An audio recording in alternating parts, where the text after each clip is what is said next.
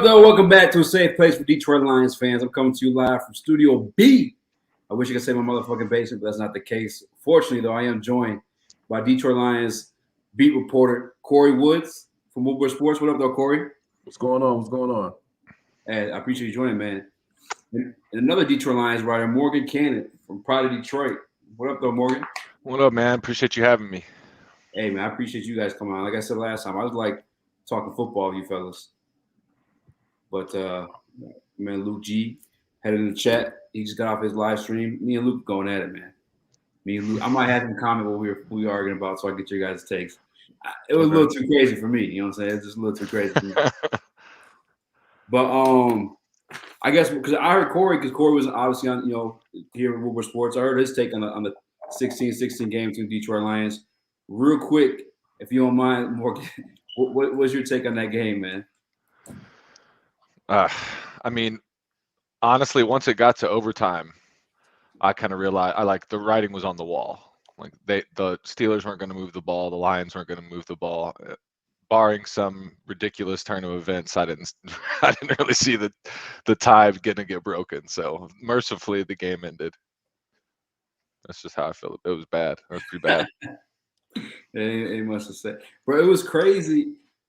I by the way, I congratulate Kory on not making the trip out to Pittsburgh because that would have been awful, man. I would have felt for you. Yeah, that just some things came up. A couple of friends, a friend was getting married, so I stayed back and I didn't make the trip. And I was Dave Burkett of the Free Press was telling me, when I told him which games I was going to, he said you can make that Pittsburgh drive too. It's only 4.5 hours. So I contemplated it, but ultimately I didn't, and that would have been a horrible drive there and back. Yep. Yeah, it was crazy because it felt like the Steelers were trying to out Lions the Lions. Give me one second. I think someone's at this door. Go ahead. Keep we takes real quick. I think I'm gonna let this person in real quick. You good, man? Yeah, I'm glad you didn't go either. Then Kory, that would have been a pretty terrible drive back, especially if you'd have done it the night of. Oof. Yeah, that'd have been terrible. Yeah, when they punted, that had to have been a weird feeling. Like when the Lions punted the final time, they were basically just playing not to lose at that point. They're like, all right, we can't win because we can't score.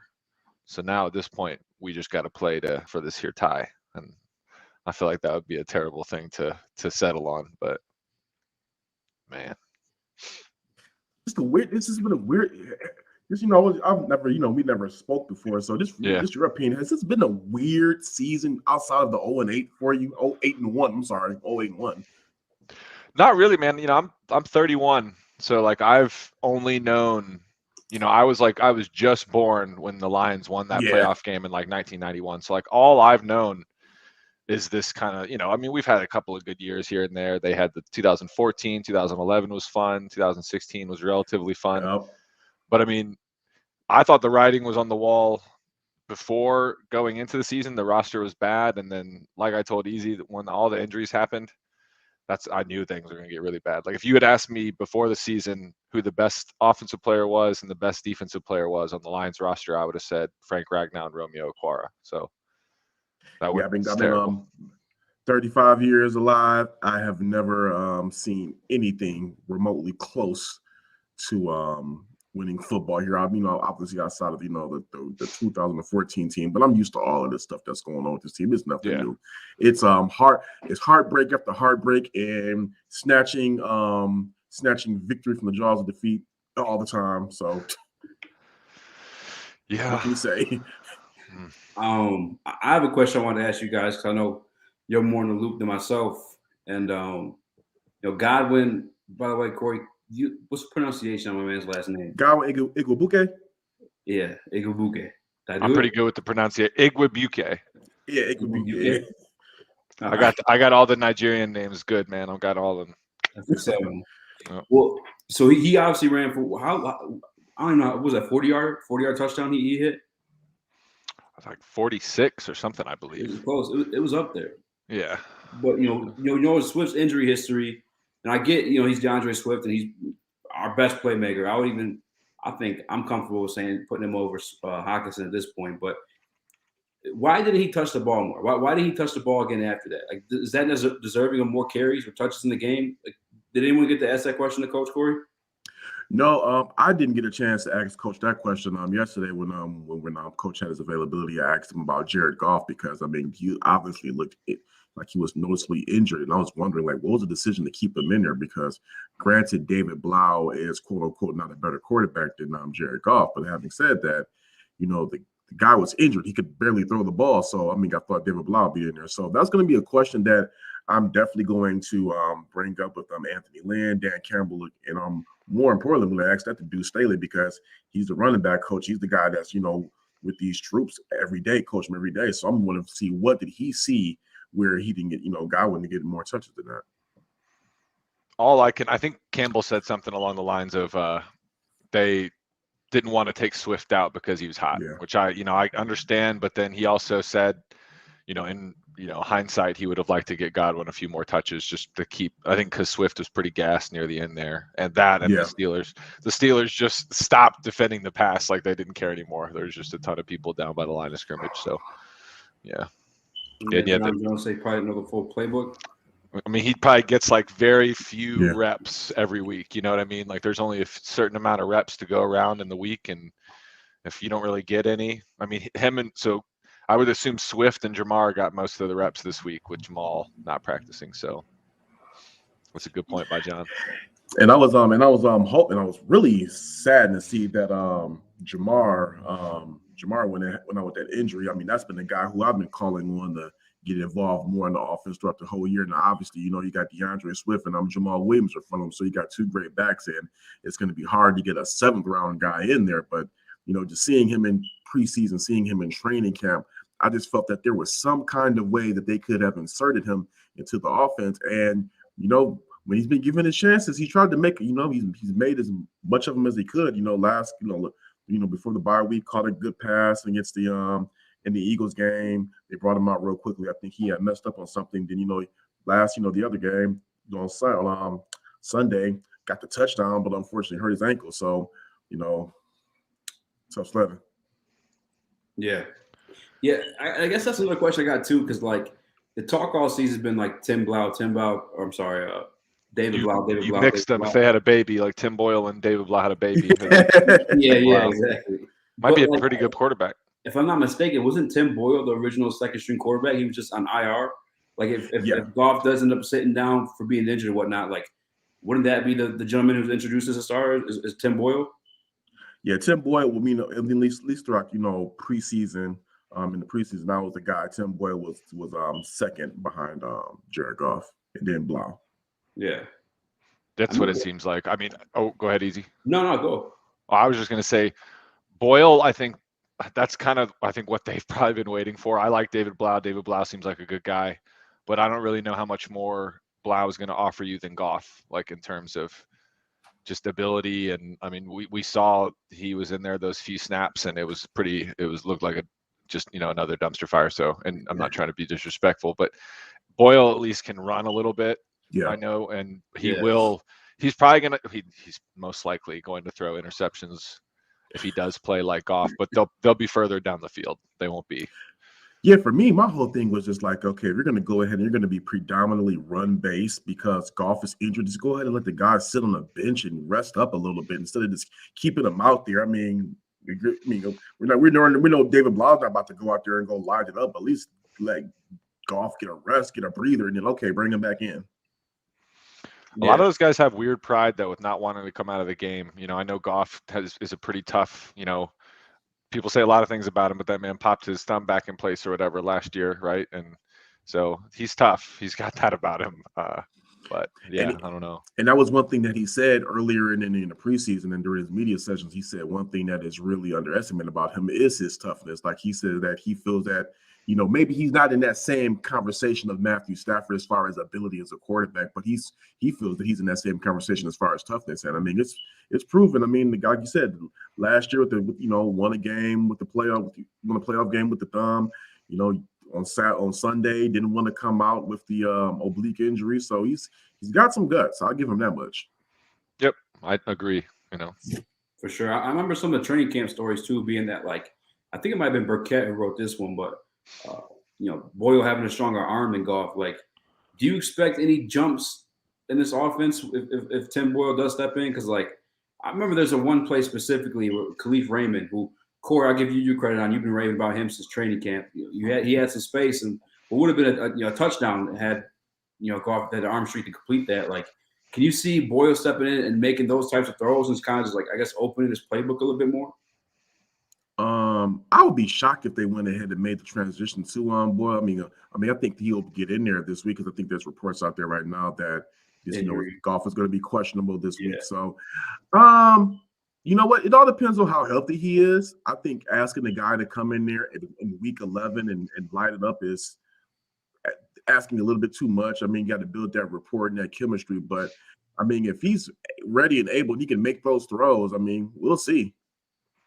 Yeah, I mean, I think like Anthony Lynn's had a guy like Tyrod Taylor as his quarterback before, in his system. And I think Tim Boyle, I don't know, he's not as accurate as Tyrod Taylor, but he can make some plays with his legs. He throws the ball really hard. I mean, accuracy is going to be an issue, but he throws the ball hard. I'll give him that. And but yeah, I mean, you could do different things than you can do with Goff currently. You could get a little more creative with a couple of different things, but like that's a lot of foreshadowing. We don't know what's going to happen with this week. Yeah, because I was kind of nervous that too, because like we rostered 3 quarterbacks. Then once the quarterback got hurt, we didn't use either or. I don't know if Boyle was dressed or not on Sunday, but like I don't know, it was kind of annoying. That we rostered 3 quarterbacks, we're not even using them. Our backups when they're there to be used. I think Boyle is still. Correct me if I'm wrong, Kory. Didn't they start his clock like to coming back from IR? So they just did. They just started. His clock just got started recently, so it's probably they're still waiting. Things where it's like wait and see moment. That's that's what I'm assuming. Yeah, because my kind of thing is, and people that are smarter than me too have said it. Like if there's another game where Goff is just like it could be next week, could be 4 weeks from now, whatever. If Goff is just terrible. And like there's no life in Ford Field or whatever, they'll probably be like, all right, well, we're gonna at least try something here. So, but yeah, they just haven't yet because they kind of know what they got in Blau. And yeah, I'm not trying to be mean, but Hey, is that a beardless Morgan behind you? Oh yeah, man, that's our cutouts or whatever. I moved the wrong way. I've never seen without a beard. I just put 2 and 2 together. Yeah, man, that's me and my fiance. So those were our cutouts. Like our friend Sweta got us cutouts last year, and then you got to like pick them up or whatever. It was kind of cool. It all went to different charities and stuff that the Lions were doing. So it was pretty cool. My friend did this berry thing. Well, your friend made that? Yeah, it's tough, isn't it? Is that what Cole? Yep. Yeah, I can. Yeah, my cousin's as an artist, so I'm like, that looks like a nice Cole painting. She's Cole crazy good. Yeah. Yeah, that's dope. Yeah, I got a bunch of stuff all over here. This is my little office. So. No, that's sick. I wanted to ask you guys too. I think we talked about it a little bit last time, Morgan. But Melifonwu, I don't know. He didn't play Sunday, but is he coming back anytime soon? Is that somebody we should expect to see? Kory probably could. Yeah, I was going to say. Go ahead. What? There's been. I'm gonna brush it up. There hasn't been any real questions about Iffy.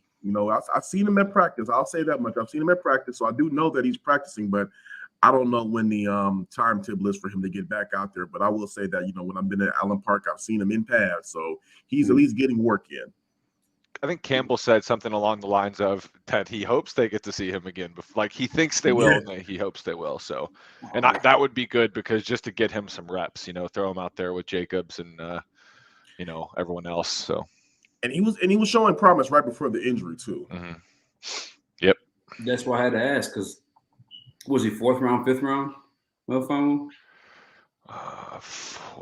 If he was a 5th. If he was a third. If he was a 3rd round pick. 3rd, you're right. I think, I was going to say. Well, I thought they were the defensive tackles back to back because they went. Onzurike was. They went Levi, then they went Aleem. So he got 4th.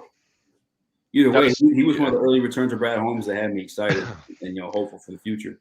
What's going to be interesting is like this, might be a little bit of a discussion down the road, but like he's probably going to start at outside corner, and who's it going to be in place of? Because honestly, you could make an argument that Jerry Jacobs has played, on par with Amani Oruwariye lately. So, it's kind of, the clock is ticking. Amani's had a couple of years, and he kind of needs to figure a couple more things out if he's going to be, a part of the long-term plans.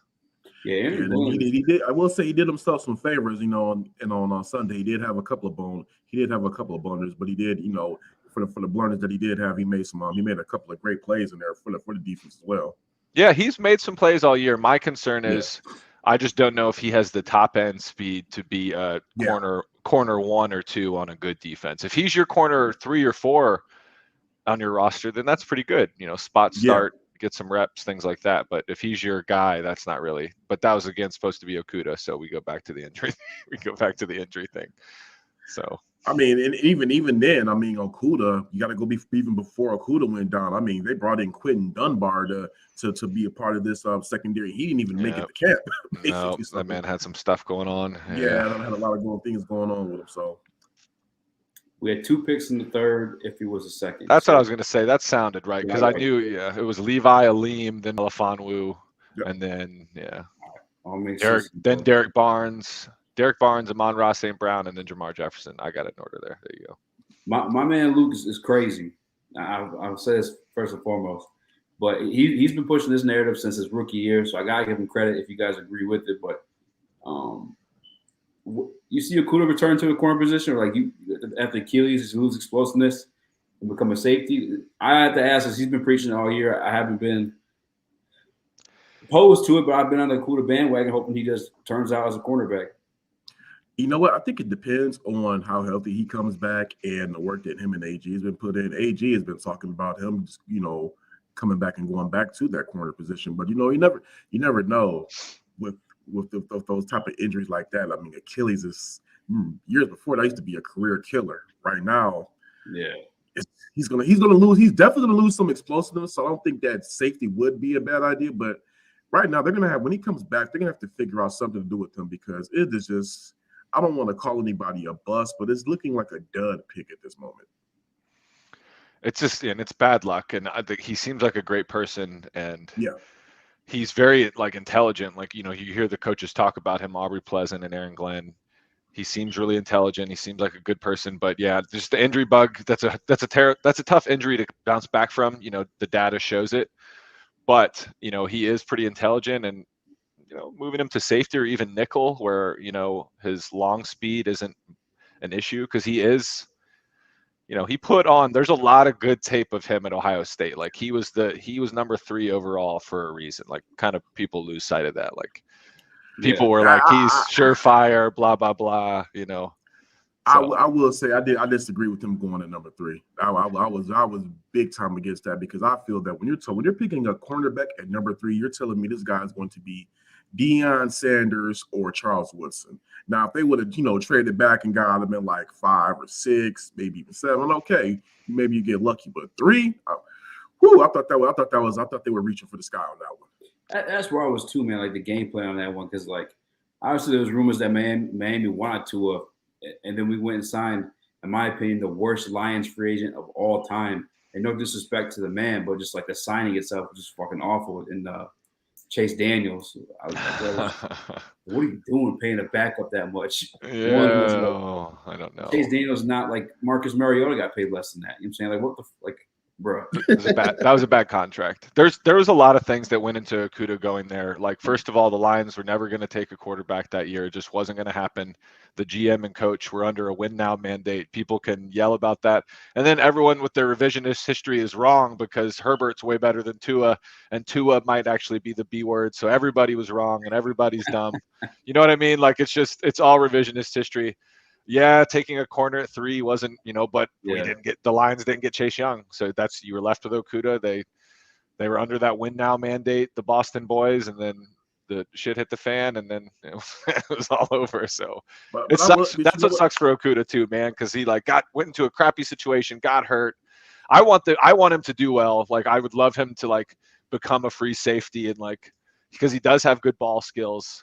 He seems like he thinks a little bit too much at corner, and that's kind of what gets him in trouble. He's in good position, and then at the moment of truth, he's in phase, and bad things happen. So Go ahead, Kory. What were you saying? And just from I'm seeing him in at practice, he appears to be a great teammate. Like throughout the preseason, when the younger guy, I mean, it's kind of even crazy to say the younger guys were there, and he's in his second year. But the guys that were coming in there, he was just really vocal out there on the practice field, pointing things out, not in a deconstructive manner, but in a constructive manner, just showing, really talking to guys, pointing out little things and being very vocal with the defense. So he was engaged in with everything that AG and Aubrey Pleasant were talking about. We were just really ready for this season because of being apparently it came across that he didn't learn basically anything from Matt Patricia last year. So there is that. But I will say this about that revisionist history. I was never on the Tua bandwagon because I was under the impression that if this guy had a serious hip injury in college, do not take him that high. That was the only reason I would have said draft Justin Herbert. But again, that was an indictment on the Lions by keeping Matt Patricia and Bob Quinn with that high of a pick, because they are not going to make a pick in the best interest of the long-term future of the franchise. They're going to make a pick based on, hey, we got to save our jobs right now. And with the way the secondary was going, you ran Darius Slay out of town. You got to go ahead and draft somebody to fill that gap. And you can make that argument for sure, because I was behind keeping them for that at least the time they did, because I don't want to. For me as a fan, I didn't want them to set a precedent like, oh, I don't really like, if I'm a good head coaching candidate in 2000, whatever, and 2025, and like the Lions fire a head coach after 2 years, they don't even give them a chance to it just sets a kind of a messed up precedent. So I can see why they didn't, but then Kory's right, they didn't really.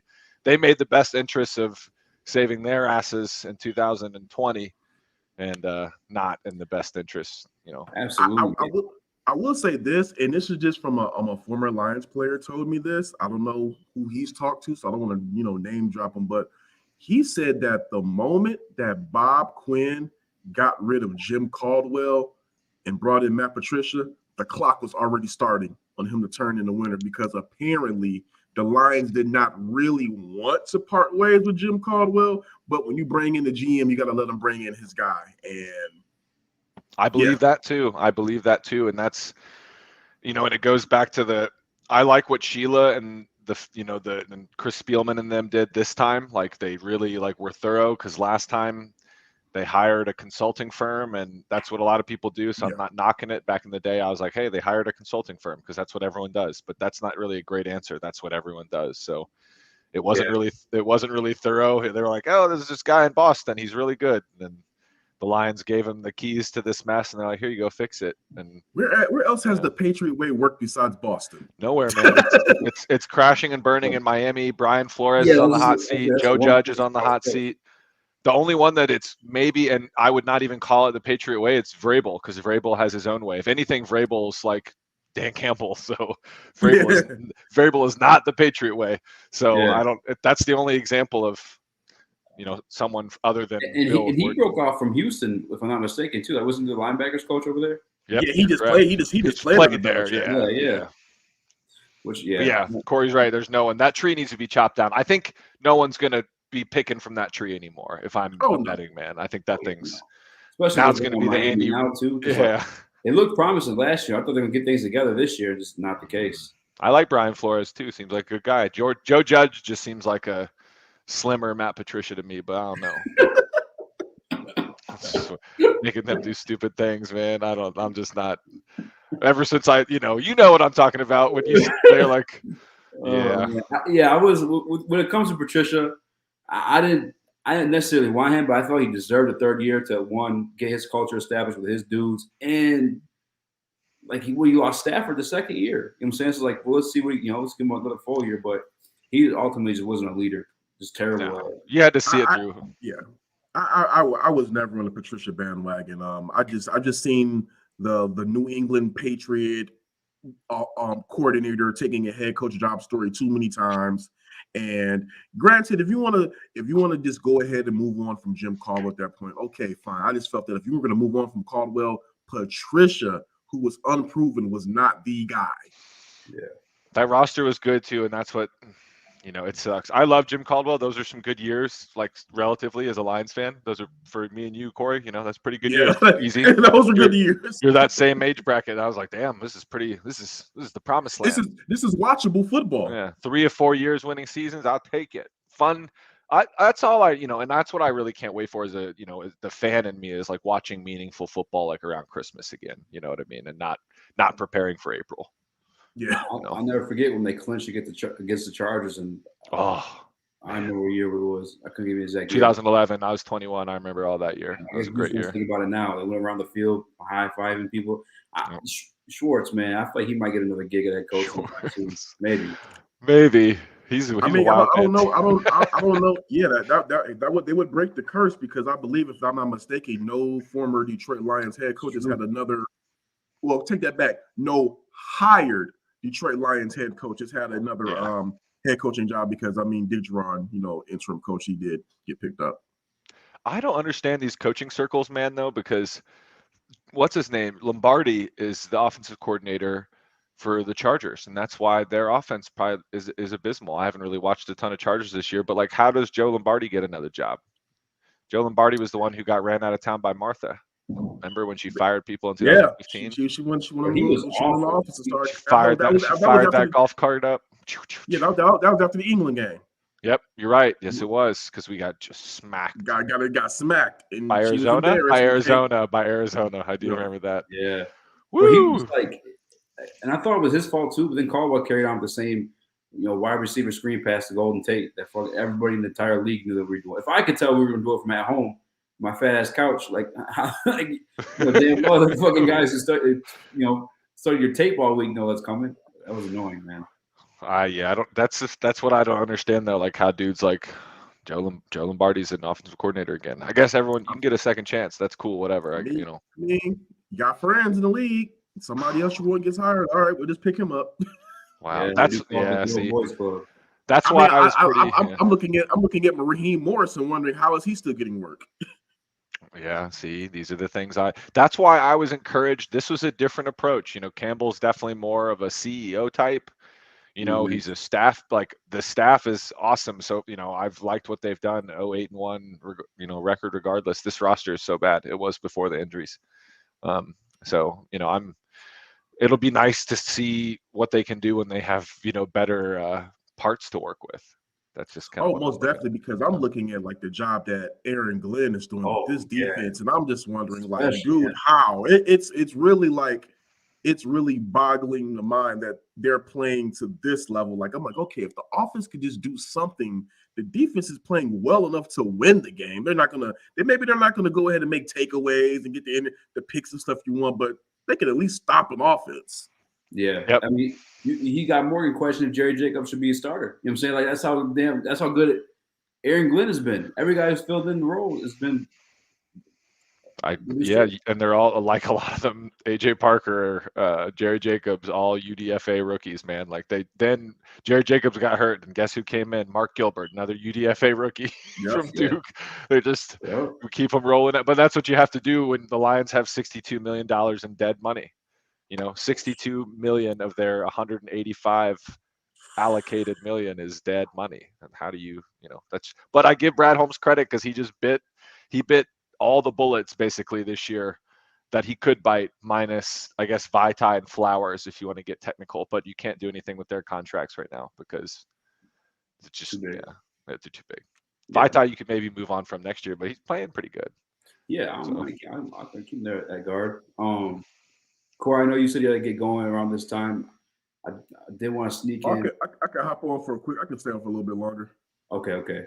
I wanted to ask you, because I'm gonna hit you with a Pistons question before you go. So I'm gonna try to stick my lines on real quick though. Because Dan Campbell, we talking about obviously coaches and play calling. Dan Campbell obviously took over that this week. Is that what we should expect going forward? And is it deservingly so? Like, do we just run the ball that much because Goff got hurt, or is that just the way Dan Campbell calls plays?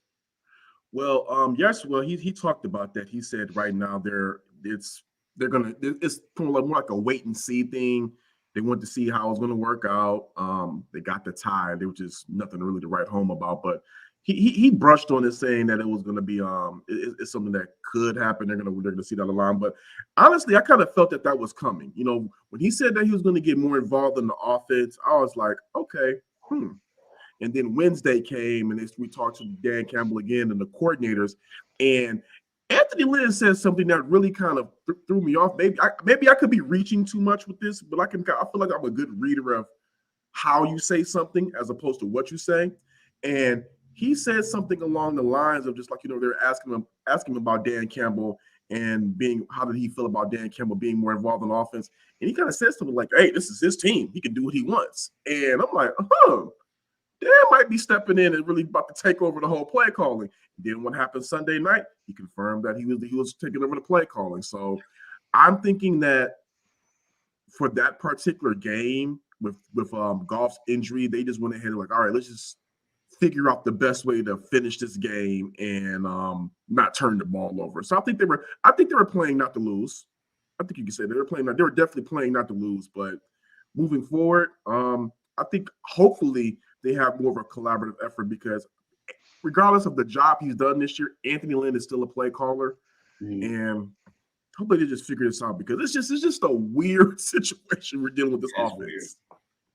Yeah, I think it was definitely the weather played a part. Goff being hurt played a part. Goff not being good played a part.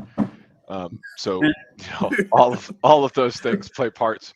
I think also it's because it seems like he was getting a lot of input from Anthony Lynn too. Still, yeah. I think a lot of it is he wants the headset because like only one person can have communication with the green dot with the quarterback, and I think he wants to be able to talk to Goff because I think he's probably seen prior to that 8 games of like what the hell now. So he's like, well, let me see what you're talking about here. I got to talk to you for a second. So. I mean, you got to remember, remember how he was starting the season so glowingly, speaking of Goff, the NASDAQ kind of waned on. It's like, all right, we need more out of you. So maybe there's some frustration seeping in right there with the quarterback. Like, okay. He's only human. Yeah. It's like, okay, look, have I made some bad coaching decisions this season? Yes, I have. I made a few. But has my quarterback really put me in the best position to win? Absolutely not. Yeah. Not at all. Nope. That's what it boils down to. Because, excuse me, I really, Goff now very clearly falls into the bucket of quarterbacks that you win in spite of, and that's a tough place to be in when your roster is already not good and young. I mean, and inexperienced. The guy has one passing touchdown since week 5. That's a pretty staggering statistic. I try not to think about Cam Newton. Cam Newton come off and be free agent all damn year. I'm not about to sit up here and say, oh, Cam Newton's better than Jared Goff. I will say this: in less snaps and coming off and not playing a game all season, he has as many touchdowns as Jared Goff since week 5. So it's bad. It's bad when teams know that your quarterback cannot throw the ball downfield. It's bad when teams now know that you intentionally have to be one-dimensional because of the quarterback. What can you do? Mm-hmm. Yeah, I'm getting sick of that too with Luke comment. People blaming the O-line and receivers. Like the play that says it the most was the play with Khalif Raymond. It was, again, where he was open for a possible touchdown and he had to slow down to try to catch it, getting Joe Hayden back in the play. Goff was late, man. Goff, that's been the knock on him for a while, and that's why McVay lost his mind with him. I think at the end is because you draft someone for traits like Goff went 1 overall because he can make most of the throws. He's arm talent, yada yada. It's all there, but it's between the ears at this point. Like that was late. Like Khalif had steps on him. All you had to do was just lay it out there. He's fast. He's gonna get under it. And he was late, and then the arm strength isn't miraculous, so he undershot it. Stinks, man. And that's when the coaching staff was probably like, "Oh my God," because that's all they can do is draw. Like that's it. That you get the look you want, you get the call you want, and that's how big plays happen. And that was frustrating. That was probably the most frustrating play of the game for me, and there was a lot of them last week. Oh my God! Yeah. Oh, man. You know, I didn't think about. You know, I didn't. I just thought about something about that one touchdown Goff has had since week 5. That was in the Rams game, and that was really more DeAndre Swift than anything. So I'm just thinking, like, screenplay. Yeah, that was like the 80. CTD was a 63-yarder, so you take that away. Man, yeah, that's a good point. That's a great point. You put that in an article, because that's scary to think about. I mean, hey, hopefully Boyle comes in. I mean, I don't know, man. I get that Boyle might not be better, but I would just feel better knowing that he is a backup reserve quarterback playing that bad and not getting paid $30 million and have to watch him come back the next year and do the same damn thing. That's going to be the thing I think a lot of people are going to, me included, are going to have to hold Brad Holmes accountable to, is because, like, people can argue about this deal. Like, the deal was it seemed like it was the best one on the table. Stafford didn't want to go to Carolina, yada, yada, yada. But in order to, it just doesn't make sense to, I don't know. You know what I'm trying to say? Like, it just doesn't really. Yeah. It doesn't make Yeah, Kory, you can say what I'm saying. He made the trade.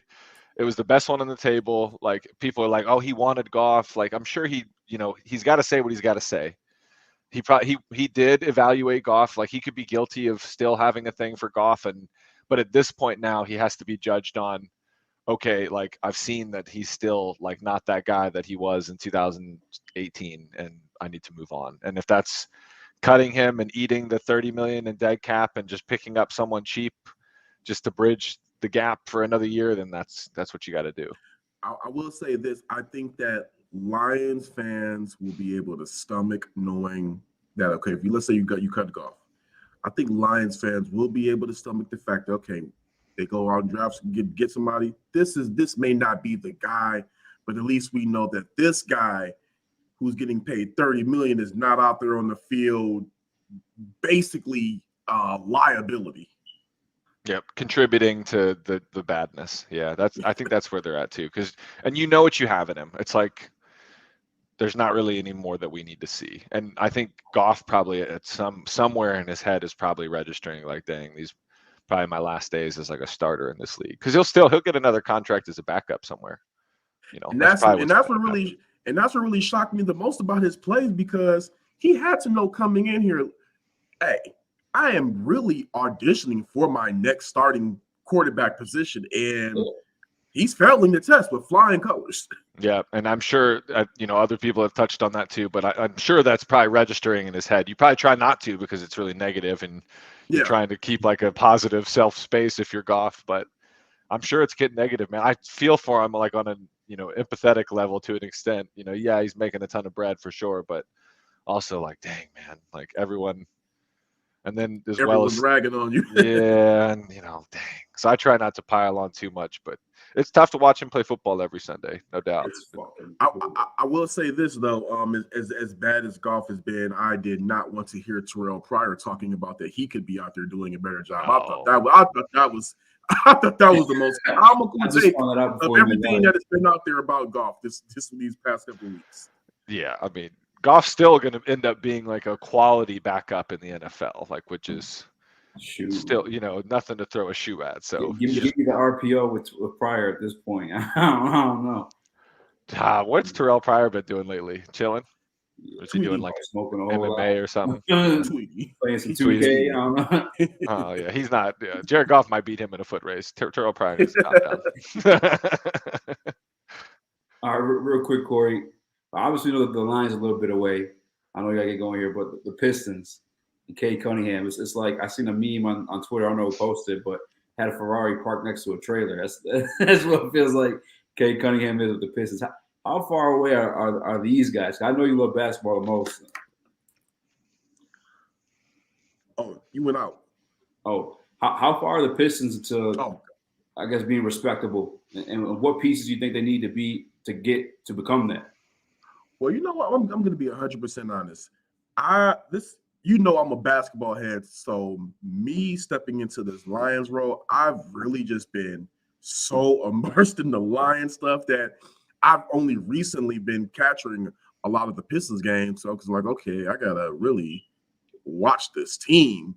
but also I watch the Lions too. So I've been kind of doing a little bit of juggling over the past couple of weeks. But what I've been seeing from Cade, I like where Cade is at.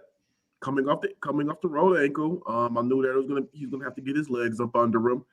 I think that what we're seeing right now is the Pistons drafted a leader, and they're gonna have to go ahead and put some pieces around him. How far away I think they are, I want to from being a playoff team, I want to say about 2 years. I think they're about 2 years away from being a playoff team.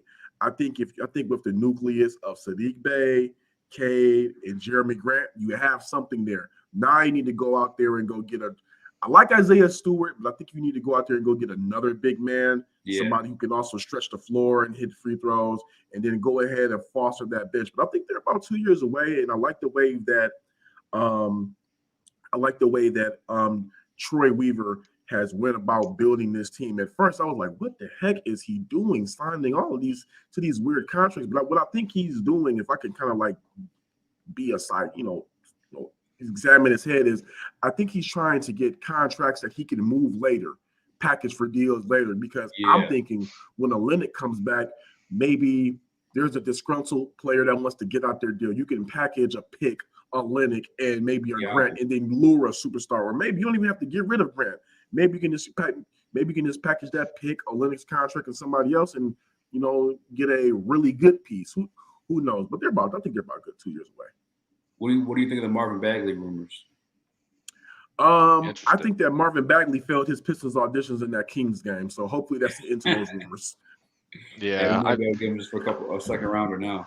They need a rim runner though. Like that's like someone that can catch lobs from Cade and Killian. Like Blake's money will come off the books. Yeah, like Christian Wood. No, not Christian Wood.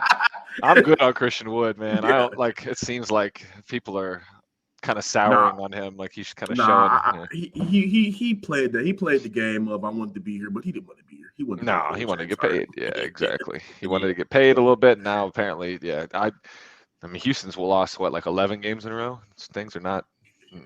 Yeah, I thought the Pistons got blown out bad. I thought the Pistons got blown out bad last night. I think they got ran by Memphis. Kings got mopped by like 40. The Memphis mopped. Yeah, not the Kings, the Rockets. The Rockets got mopped by 40. The Rockets got mopped by 40. I'm like, whoa. Yeah. That's what I'm saying. I think they'll have a little bit of money to spend. I believe, not off the top of my head, this coming off season, and then the next off season, I think they'll be able to afford like a max player. But it'd be cool. Like I keep having this dream, and maybe I'll speak it into existence if I talk about it enough. But maybe Miles Bridges coming home. Ooh. The only thing that scares me about him is like we didn't see this until his contract year. Is he that type of dude? But like, you know what I'm saying? Like I don't know. I don't know. Just because he's a Flint guy and everything, I would love it. I would just be all over it. And he's fun. I love playing with him on 2K. He's on my 2K team. We run it. He is cool. You can play almost any position too. That's a crazy. Yeah, man. Exactly. He's switchable. He's a Troy Weaver guy for sure. I mean, he did. I will say this: Miles Bridges did get offered an extension. I think it was they're calling it a low ball. He got offered the Hornets offered him 4 years, $60 million. That's not enough for that, man. That's 15 A-B. No. So I mean, they're a little bit cheap. It's fun playing with LaMelo, but not that fun. Yeah, that's what I'm saying. Christian Wood guy, isn't it? What did Christian Wood get? I'm gonna look it up actually. I don't know what Christian, but yeah, that's low. Like that isn't he leading the NBA in scoring right now? Miles Bridges, if I'm correct. Out here, that'd be crazy. I'm pretty sure, man. I think James Edwards said that. Shout out to the Bun and Cardigan show. Pretty sure James Edwards said that the other day on a podcast. Christian Wood, 3 years, $41 million. So actually the same thing. Roughly. I don't know if he's leading the league, but I do know he's averaging 22 and 7. 22 and 7. I thought for a little stretch there he was going nuts, but he might have led the league in scoring maybe for like a couple of weeks or something like that. Yeah, I was gonna say he had like 30. Yeah. So all right, real quick, pitch is good. A shooter first or big man first? Oh, they definitely need a shooter. They definitely need a shooter. I think with the way the league is right now, they don't necessarily need a big man. They just need somebody that can play that center position but stretch the floor. That's where the game is going right now. But they definitely need a shooter. I don't think you can. I like Cade Cunningham and Killian in that backcourt together, but they need a shooting guard. They need somebody that can go ahead and put the ball on the floor. Yeah, Killian make me a little bit nervous. I'm not gonna lie. He's played well lately, though, man. I'll say, yeah. His defense. That defense is nice. That's his best attribute for sure. Mm-hmm. And he's hitting like 40%, 40-some% from three right now, which is better than any. Like he's shooting the ball pretty well. It just takes so much time, man. It goes back to people already. I mean, the Okuda thing. They going back to football. The Achilles sucks, but people are so quick to throw around the buzzword, man. Darius Slay was not good for 2 years. He'd be the first one to tell you. And then in 2014, that man figured it out. It all came together for him. So, but people are quick to throw around the buzzword. Killian's not even played half of an NBA season yet because he was hurt. You do keep reminding me of that. It is a great point. Barely, and he's like, what is he? 20, 21? I think he's 21. I think he just turned 20. Yeah, that's what I'm saying. Like all these guys are so young. Pistons are going to be bad again this year. People just need to buckle up, get another lotto pick, have some cap room. Like if we said Wayne Ellington, this would have been respectable. But I get it. He's ring chasing at this point in his career. Yeah, and you just, I do, like Kory said too. Some of these tradable assets, like maybe they do ship off Kelly Olynyk and they get another guy sort of like a Josh Jackson mold that they bring in like a reclamation project, because ultimately they're just trying to get another lotto pick. Who are the really guys? I know, didn't Banchero from Duke, Blanchero, didn't he get a DWI? I was just about to ask you guys is that how can the Motor City Cruise pick up the phone and be like, yo, we got a rehab up here? I don't know how that goes. Let's get you right, get you on court. I don't know how that goes, but it's going to be interesting. Isn't it him? And then there's the tall white kid, right? Chet Holmgren. Isn't he? I keep hearing that name, but I'm not as far. Gonzaga kid. Yeah. Yeah, Chet's nice. He's nice. I think Chet. I think Chet outdo correct me if I'm wrong. Didn't he outdo Imani when they played? Oh, I don't know. Yeah, I think he did. I think I remember you guys talking about it in the Morning Wood show. Is Bates going to be eligible? Will he go in the draft this year? No, 2 years. Because he enrolled early. He enrolled early, I believe, or something. Yeah, there's some weird rules. Early. There's some weird rule surrounding Imani Bates where he's not draft eligible this year. Because he's playing right now, but I don't think he's draft eligible. I think he's 17 still. I think. That's what I'm saying. I think because they did that weird thing in Ipsy with him where they created the academy. His dad created school. Just so he could play basketball. So there's some weird stuff afoot there. So, but I mean, get your bread, buddy. I'm surprised. Yeah. Well, fellas, I appreciate you joining me. I did have another question about Brad Holmes, but I'm gonna get at that one.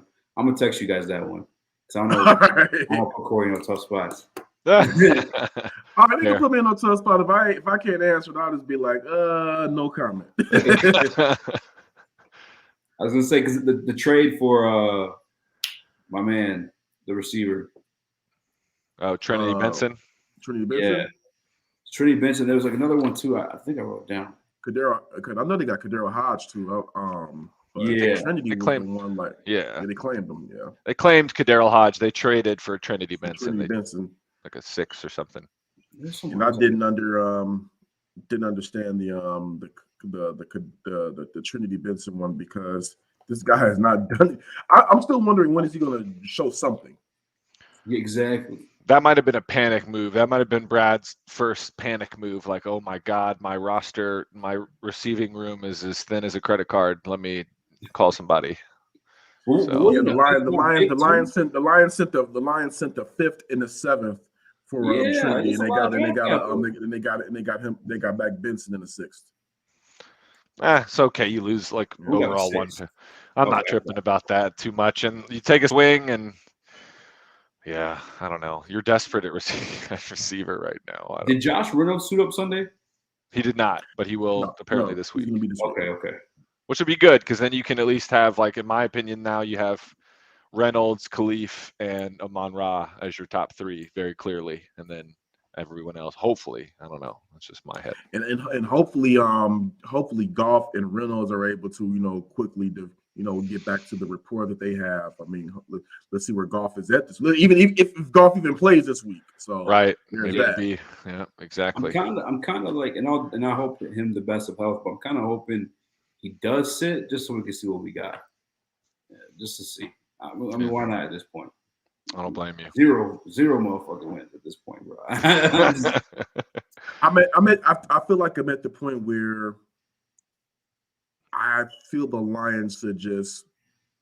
This may sound so uneducated, but I'm just going to say it anyway. I feel they're at the point where they need to just try whatever they have.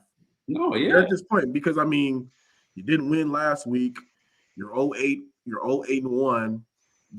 I know, like right now, I hate to say this.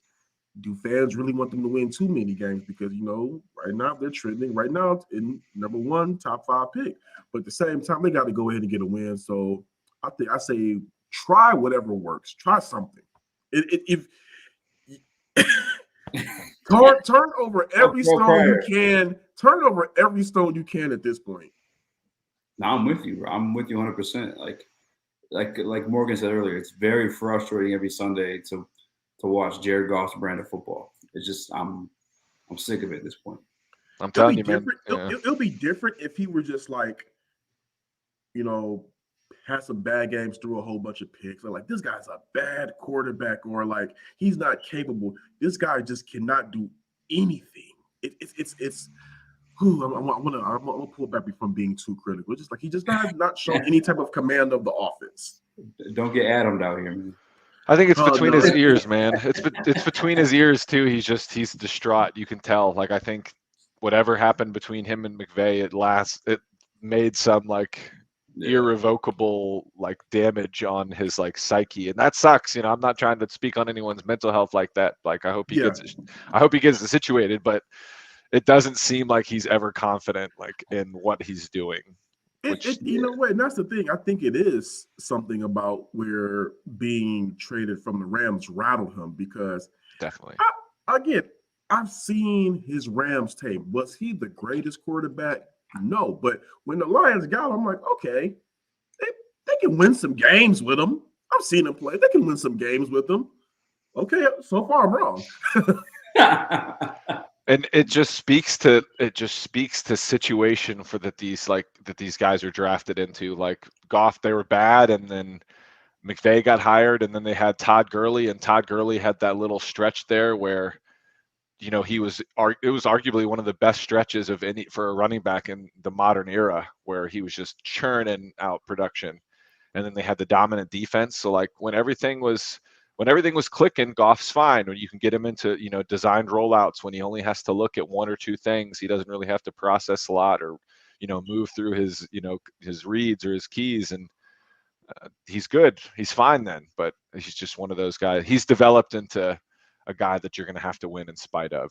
He has regressed, which sucks. I mean, I've just seen him so many times this year be a one-read quarterback, and staring his receivers down like the barrel of a gun. I'm like, you're not going to win that way. They're not. It's impossible. That's the thing for me too. Is like I can handle a bad throw because like I get you're not going to be Mr. Perfect, but when you're not looking at at least your second and third reads, like continuously, game after game, you got to go.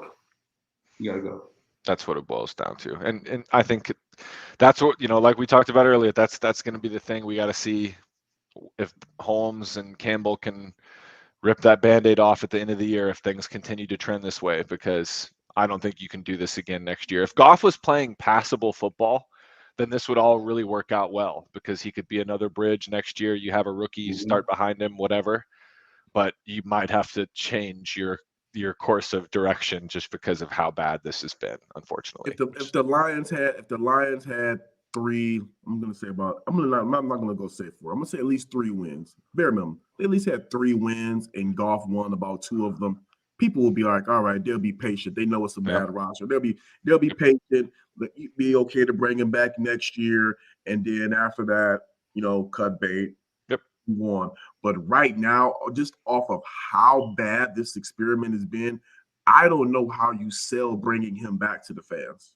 No, or the roster, like guys that there's going to be a lot of roster churn. Like there's a lot of new faces next year, because that's just how the NFL is. And especially when you're rebuilding like the Lions are.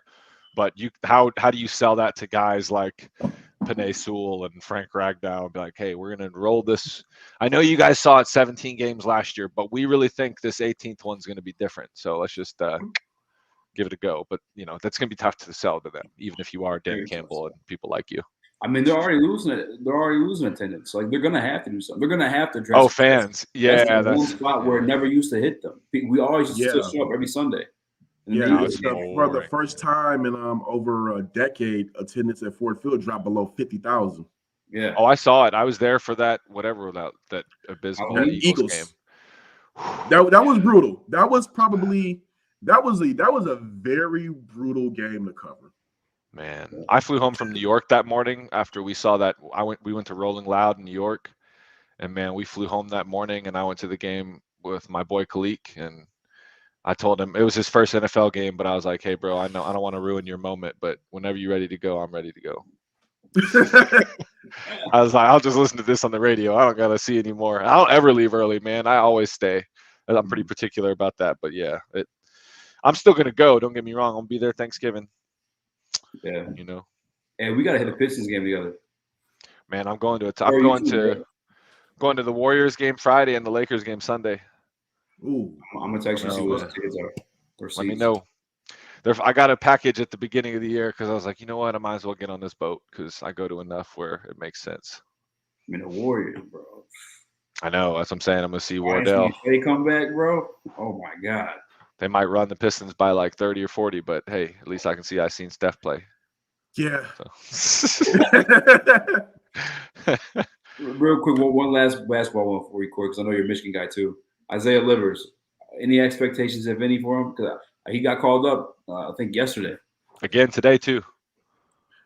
You know what? I don't have no expectations for Livers. I just hope the coaching staff gives him a chance there. I know John Beilein is in the Pistons organization, so I'm pretty sure he has something to do with him even getting drafted to begin with. So just hopefully he gets a fair shake. They got a young squad right now. Just go out there and see what you got with him. See how he goes out there and performs. I mean, I'm more comfortable with them trying more stuff with their rebuild right now because their rebuild right now is proving to at least be okay. You can see the direction of where this is headed. Yeah. Yep. They got a lot of good people that are, good young players that are going to keep getting better. So that's all you can really ask for right now. I think Pistons fans were a little bit skewed when the Pistons drafted Cade, and then everyone's like, oh yeah, we're going to be. And me too. I had like a couple weeks where I was like, the Pistons could make the play-in, and then I was like, no, you're stupid. Stop. Yeah. So it happens to everybody. I was just saying, that way though against the Raptors because Killian started hitting threes like back to back. They'll have good games like that, I think. Then they'll have clunkers. I'm thinking they're still going to end up with like 24, 25 wins, like more than last year, but still pretty. Yeah. Cade is that deal. Like when I was watching him, I almost saw a little bit like Lonzo, but just more like smooth, a better shot. 25, 8, and 8 last night, man. He was efficient too, even though that was a terrible game. But nice and help defense too, couple steals. I think as they grow, they're going to go ahead and get better. But I mean, I will say this, and I like Dwayne Casey as coach, but I think by mid next season is where the seat might get a little bit hot for him if things don't start kind of like you're not necessarily expecting them to be a playoff team, but you want to go ahead and see like, okay, this team is consistently good at this. Yeah. Just like I said, I've been watching so much Lions football, but right now, off of a couple of things I've seen from the Pistons games, I've seen great individual performances, but I have not seen one thing that really points to a team identity yet. But maybe I need to watch some more. They play good defense. I'll give them that. They play good defense. No one really rebounds well besides Isaiah. That's a problem. They need another. Yeah. So like you guys said though, they need a couple more pieces, and then there was one point. I don't know. You were at the game, Morgan. So I don't know if you got to see it or not, but on TV, Kay walked up to my man De'Aaron Fox, just saying like, "What up, though?" Like how they do. Nowadays. And Isaiah's gave him a look like, what are you doing? Are we fraternizing the enemy right now? Like I like Isaiah is probably my favorite Piston. Everyone Cade's the trendy one, but I love Isaiah, man. I bought an Isaiah jersey last year. I love that the way he handles himself because you can tell he is. I mean, isn't he a first generation Jamaican from Rochester, New York? Like, Don't know about that one, but you might have me beat on that one. I don't know. I read a lot of James James Edwards, but his dad's like a chef or something. He's a hard dude. Like that's what I'm saying. Like when he was standing over Blake, I was like, Blake, man, you're from the Oklahoma suburbs. You don't want that work. Isaiah will snatch the soul out you. Now here's one thing I do remember that Stewart said. He said before his rookie season, he came in there in the draft saying that there is nobody in the NBA that wants to get physical with them. And I mean, we've seen him go at Blake. We've seen him go at Giannis. He does not care who it is. No, he doesn't give a shit. The ones with the league MVP. He doesn't give a shit. He does. That's what I'm saying, man. He does. I bet you too. I hope we never see it because he would, miss games. But I bet you that man's hands are registered too. No, and he's cut out of stone. Nah. Yeah. I'm good. I don't want to get hit by that man. Blake was tripping. I was like, Blake, you're suburbs. And then you got Ben Wallace on top of that, mentoring him now. That's the recipe for disaster. Exactly. So no, I wouldn't. I would stay far away from Isaiah. I'm sure he's a nice guy, but I wouldn't get him mad. Hey, well, I want to do this again, and I'm really thankful for you guys coming on. Anybody who's listening right now, if you don't already, both these gentlemen's Twitter are linked in the description below. Make sure you hit up both of them because, like I said, they're both Detroit Lions reporters. Kory on the beat, interviewing coaches and everything. So he's dropping everything new. And then with Morgan, you got the eloquent. I like it. You know what I'm saying? A little bit of writing. That's really it, man. Kory's on the real beat. I'm just, doing my little writing. For sure. You bring like the philosophy. Everybody doing something contributing. We all got to cover exactly. We all got to cover it. So it's it is what it is. Kory don't check his Twitter. I don't check my Twitter. I'm so trying to get acclimated to covering this. This is my first season. This is my first season covering the beat, man. So Kory's got to think of shit to write about. Kory can't talk about losing so many times. Yeah, I mean, I think I was the basketball guy before this. Man, I feel for some of these guys like Kyle Menke and like Ben Raven. Like they've been on I think Kyle's been on the beat since 2013 and Ben's been on it like 3 years. Like, shoot, all they've known is terrible too. Like, Kyle saw the end of the Caldwell era. The stories I've been hearing from Kyle and Ben, every now and then they're pretty hilarious. Those are really good guys. Kyle has me cracking some of the questions he asked. You don't care. Mikey? No, he doesn't. Nope. And then Justin, they're all great, man. Like we talked about, we had a really good group of guys on the beat. Hopefully that one day that we can cover some good football. Yes. Oh man, it's the I think the Lions owe that to the beat. To the city, the beat, to everybody. Yes. Yeah. Agreed.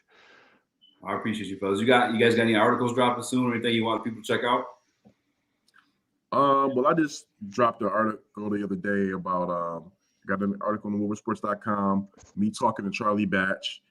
He was just talking about the differences between his time with the Lions and his time with the Pittsburgh Steelers and the differences between the organizations. And I think that's a really good article. Just kind of just showcases this is what we're seeing from this front office is not new. This is long been going on. So I'm just go in there on it, woodwardsports.com and the NFL tab. Check that out. I think it'll be a really good read. That's dope. I know that. I think, did he talk about Jim Caldwell in that article? He did talk about Jim Caldwell. He said that he was one of the shocked ones that Jim Caldwell was let go. He felt that something was there. They were building something here, and they got rid of him prematurely. Like, you said you can't build a winning culture if you're getting rid of a guy right when he's building it. And he had damn culture too. The fucking team loved him. People were, don't even get me started, bro. The gym right there, man. I think someone wrote off of your article on my Google on my iPhone. It had Charlie Batch said something about Jim Caldwell. I was like, oh yeah, our guy John from Sports Illustrated. Yeah, John. They referenced you, right? Yeah, he referenced me. Yeah. All right, that's what I meant. Yeah. What about you, Morgan? You got anything dropping on soon? Charlie Batch, Eastern Michigan legend. That's where I went. So yeah, shout out Eastern Michigan, Ypsilanti. Yeah. Oh, Eastern, yes sir. Oh, let's go. All right.